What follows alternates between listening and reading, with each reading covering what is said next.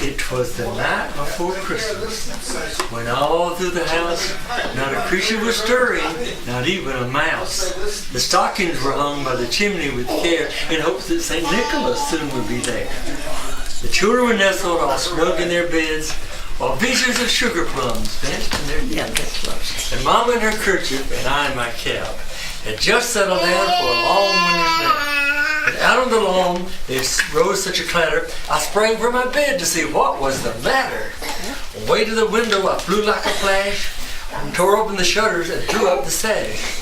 The moon on the breast of the new fallen snow gave a luster of midday to objects below, when what to my wondering eye should appear but a miniature sleigh and 8 tiny reindeer. With a little old driver so lively and quick, I knew in a moment it must be St. Nick, right. More rapid than eagles, the coursers they flew, and he whistled and shouted and called them by name. Now Dasher, now Dancer, now Prancer, now Vixen, on Comet, on Cupid, on Donder and Blitzen, to the top of the porch, to the top of the wall. Now dash away all, as dry leaves before the wild hurricane fly, when they meet with an obstacle mount to the sky. So up to the housetop the coursers they flew, with a sleigh full of toys, and St. Nicholas too.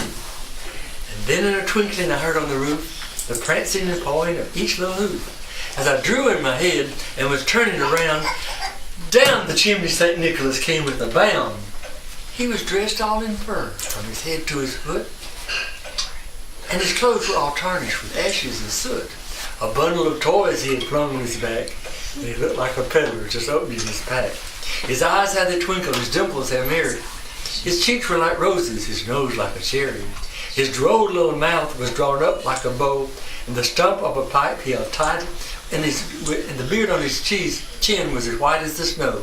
The stump of a pipe he held tight in his teeth, and the smoke it encircled his head like a wreath. He had a broad face and a round little belly that shook when he laughed like a bowl full of jelly.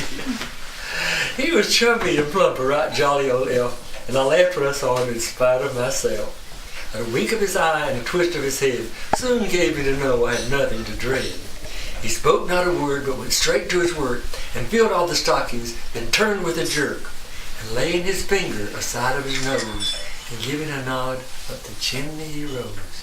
He sprang to his sleigh, to his team gave a whistle, and away they all flew like the down of a thistle.